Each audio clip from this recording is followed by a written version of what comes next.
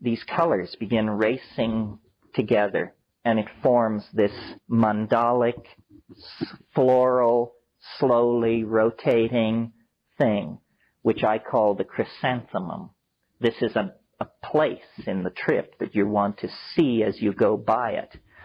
The chrysanthemum forms, and you watch it for like 15 seconds. If it doesn't give way, then you didn't do enough. You have to do more. One more hit usually will do it. And then there's this very defined sense of bursting through something, a membrane. And on the other side, and this is now, remember, my experience, on the other side, as you break through, there's a cheer.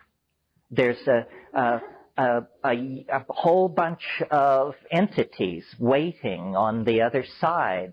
And they, you know that Pink Floyd song, The Gnomes Have Learned a New Way to Say Hooray?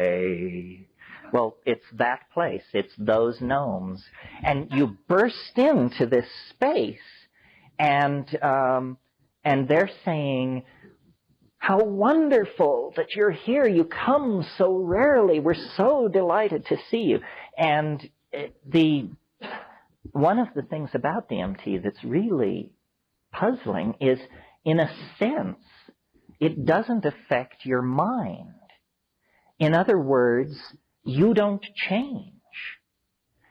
For instance, if you take ketamine, the first thing you notice, the very first thing you notice before the trip hits, is you notice that you no longer are anxious about having taken ketamine. You just sort of, anxiety leaves you. That means it's affecting your mind. It's doing something to the judgmental machinery. DMT doesn't lay a hand on the judgmental machinery. You break through into that space exactly who you were before breaking through. And the usual reaction of most people is something like, you know, and you think, God, heartbeat, normal. Pulse, normal. Everything's normal. Yeah, everything's normal. Oh, God. Because these things are there, and they're hammering at you, and they come forward. They're like jeweled, self-dribbling basketballs. And there are many of them, and they come pounding toward you, and they will stop in front of you and vibrate, but then they do a very disconcerting thing, which is they jump into your body. They jump into your body, and then they jump back out again. And the whole thing is going on in this very high-speed mode where you're being presented with thousands of details per second, and you can't get a hold on, you say, you know, my God, what's happening? And these things are saying, don't abandon yourself to amazement, which is exactly what you want to do. You just want to go nuts with how crazy this is. They say, don't do that. Don't do that. Pay attention. Pay attention to what we're doing. Well, what are they doing? Well, what they're doing is they're making objects with their voices. They're singing structures into existence. These things are, and what they will do is they'll come toward you, and then, and you have to understand, they don't have arms, so we're kind of downloading this into a lower dimension to even describe it. But what they do is they offer things to you. Say, look at this. Look at this. And as your attention goes toward these objects, you realize that what you're being shown is impossible. It's impossible. It's not simply intricate, beautiful, and hard to manufacture. It's impossible to make these things. The nearest analogy would be to the Fabergé eggs or something like that. But these things are like the toys that are scattered around the nursery inside a UFO or something. Celestial toys. And they are, the toys themselves appear to be somehow alive. The toys themselves can sing other objects into existence.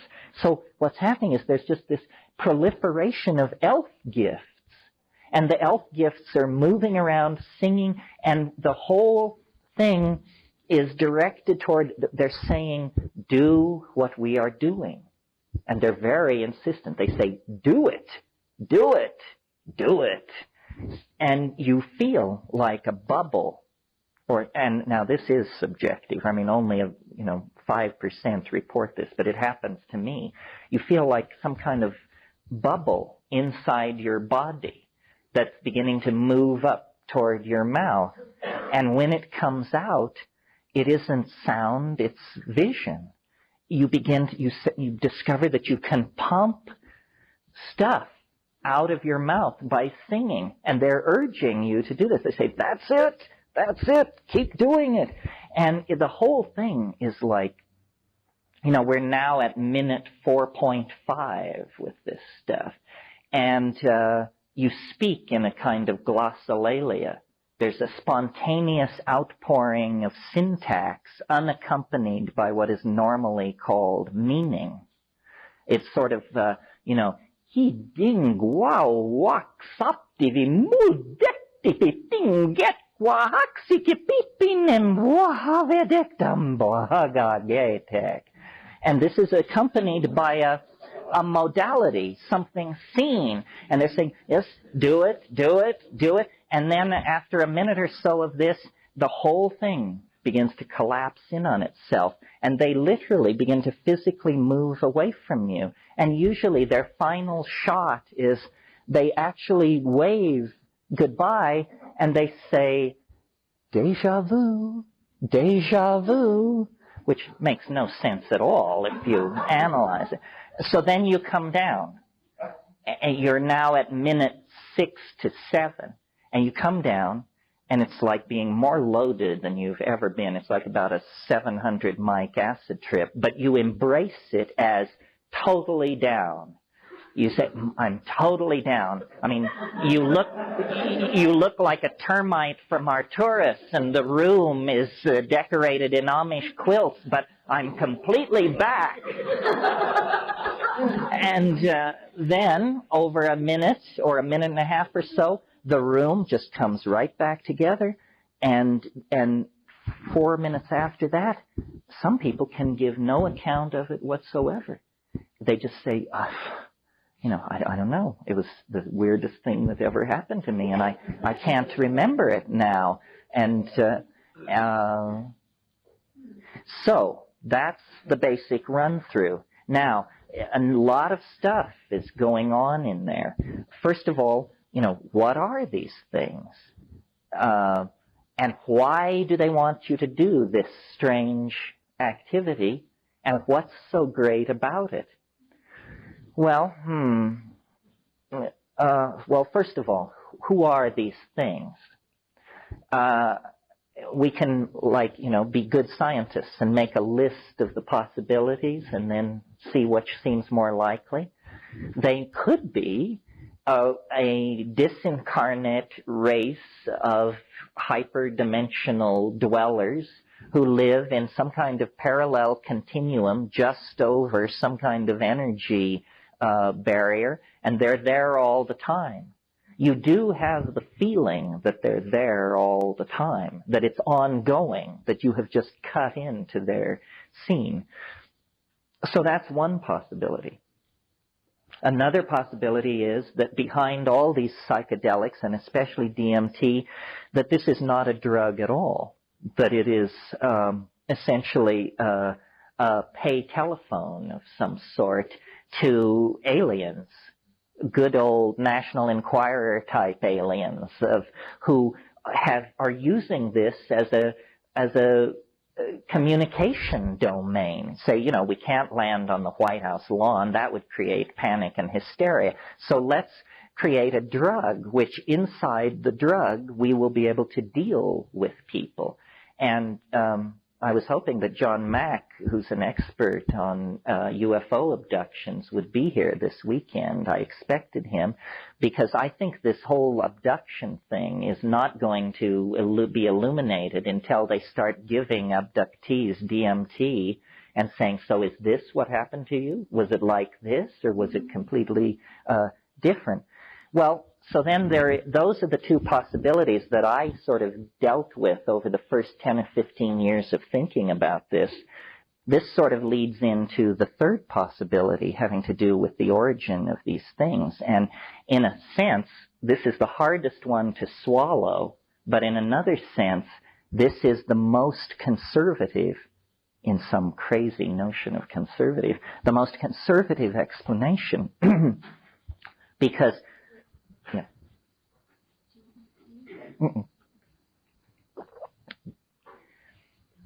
Because we have no evidence other than the tabloids that this world is being visited by friendly visitors from Zenebel-Ganubi or Zeta Reticuli or the Pleiades or anywhere else. I mean, to my mind, the evidence that this is happening is vanishingly small and totally underwhelming. The other possibility that there's some kind of parallel dimension in which these things exist is also somewhat poorly supported. If we're talking about something which thinks, something which can communicate, something which is intelligent, then we should look to ourselves as the source of it, because we are the only intelligent communicating things we know within a certain narrow definition of these things. So that it's occurred to me with greater and greater force, and largely prompted by giving DMT occasionally to Tibetans and Amazonian shamans. And when you say to them, you know, to the shamans in the Amazon, when you say to them, what is happening with this stuff, and what are those little things in there? They say, oh, well, those are ancestor spirits. Didn't you know? Haven't you heard? Shamanism is about doing healing through the intercession of ancestor spirits. Say, ancestor spirits. Let's get this straight. Dead people is what you're talking about, right? These are dead people. And, you know, maybe because I was raised Catholic, I resisted this like grim death. But I'm beginning to think that what you actually break into in that place is something that we might call an ecology of souls. That is it possible to entertain the notion that at death you actually don't just become worm food, but that something survives in some other dimension, and that it has this bizarre character to it, and that this explains their peculiar affection for humanity and their involvement somehow in our fate. Well, this is, to me, fairly mind-bending as a possibility. If what is awaiting us at the end of the 20th century is the erasure of the boundary between the living and the dead, then we've all been too conservative in our projections of what is going on. Yeah.